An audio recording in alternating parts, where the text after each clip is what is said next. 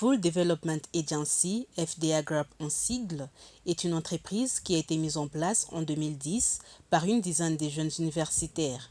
Révoltés par la présence des déchets dans la ville et sur le lac Kivu, ces jeunes ont jugé bon de se lancer dans la transformation de ces déchets plastiques. Depuis 2015, FDA produit des pavés, dont certains sont visibles chez des particuliers et d'autres sur le trottoir, Feu Rouge La Botte en Community Bonda dans la ville de Bukavu. La matinée de ce 14 avril 2022, une équipe de la société Rosizi Energy Limited, REL en sigle, est venue s'enquérir du travail fait par ces jeunes.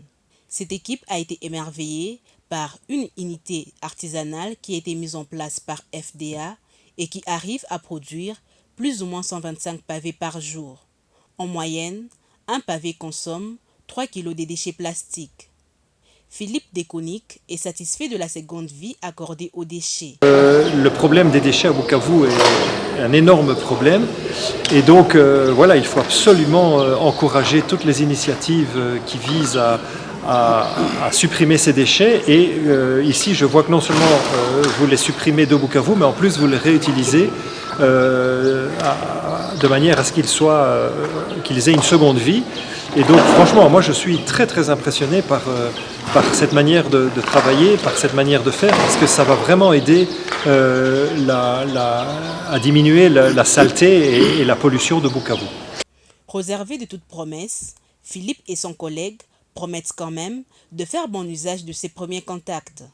Ce qui est important, c'est vraiment d'encourager beaucoup plus ces jeunes, encourager l'initiative qui a été prise depuis longtemps.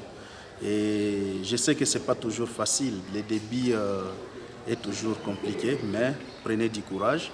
Et à notre niveau, c'est toujours, comme Philippe l'a dit, on va transmettre à qui des droits à la hiérarchie.